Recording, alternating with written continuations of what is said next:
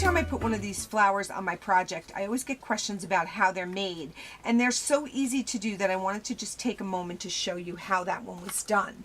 So that one was done using the Blossom Flower Punch, and I'm going to just take a piece of Tempting Turquoise cardstock and punch out 2 of these flowers. Next, I'm going to take the Pansy Punch. You can do any 2 different flower punches, and if you don't have them, don't worry. You can certainly use flowers that are the same size if you'd like.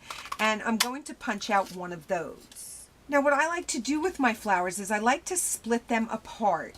And I'll show you how to do that. When you split them apart, they look like this inside. And this only works if you're using cardstock that is dyed all the way through. This is Stampin' Up! Cardstock, and it is dyed all the way through. So you can get this Faux Suede technique, which is what this is called.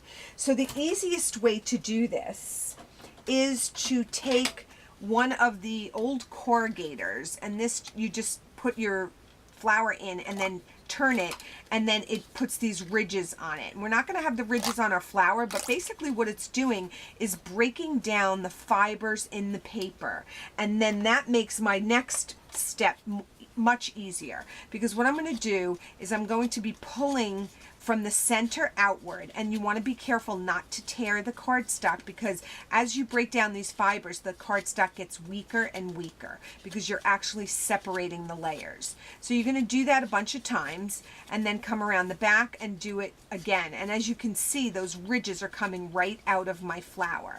Now, can you do this without a corrugator? Absolutely, and I'm going to show you how to do that in just a moment. So once you do this, you'll start to see the edges here begin to separate. So you're going to gently pull them apart when that starts happening.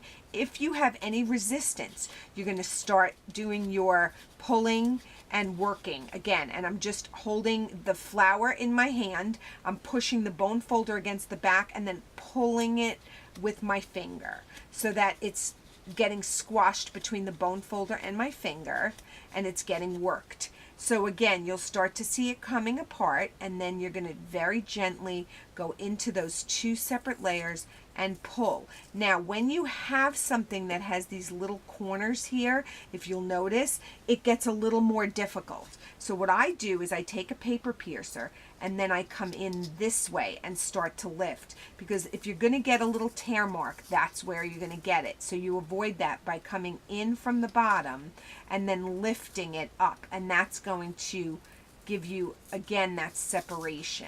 And then once you get it about halfway done, the whole thing's going to just pull apart, and that'll give you that Faux Suede.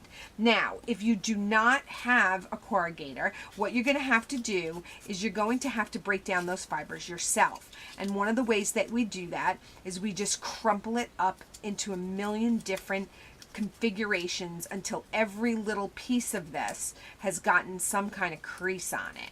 And so you want to just fold it, unfold it. So again, you can see it's working really well. The creases are kind of coming out of it. And don't worry about your creases, because the more creases you have, the better it looks. So again, one way and then the other, and you just keep pulling on it until it begins to separate.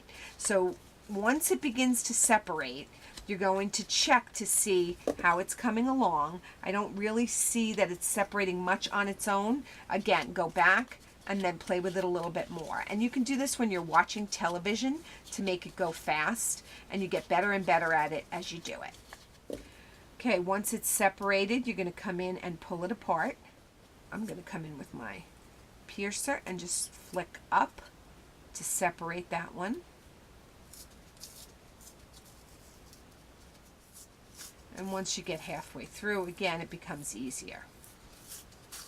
You're going to do the same thing to the smaller one, where you're going to work it, work it, work it, and then you're going to pull it apart. Just like the other one, when you get it to the point where it separates, you're going to gently pull it apart, and that's going to give you these Faux Suede pieces. So I usually only use 3 of the larger ones, and when I stack them, I take them and I put the petals in the spaces, so you're kind of offsetting them. And then I do the same thing with the smaller ones. Once I get that layered, I'm going to take my paper piercer. It's better for you to do this on a mat so you don't have to worry about accidentally sticking yourself with the paper piercer, which is quite sharp. I'm going to use my silver mini brads, and I'm going to put a brad right there in the center. This is a great way to use up any old ugly brads that you have left over, because no one is going to see what's in the center of this. Now sometimes at this point I spritz this with some smooch spritz spray or some glimmer mist, but I'm just going to gather these very gently toward the center, and when I get them all in there, I'm going to just kind of push them toward each other and then squeeze. Now you want to be very careful, because if you pull up on this at all, you're going to tear your petals, and you don't want to do that. Just continue to do that. Just pick up all of your petals and then squash them when you get them to the center, and keep doing that with all of your layers until you've completed the last layer. Once you get that last one up there, again, you're going to give it a nice little squeeze toward the center, and then you're going to begin to pull it apart. And however little or much you would like it apart, that's how much you do it. And that is the way that you make your paper flowers with a flower punch. If you have any questions for me, I'm Kathy at StampsandScrapbooks.com.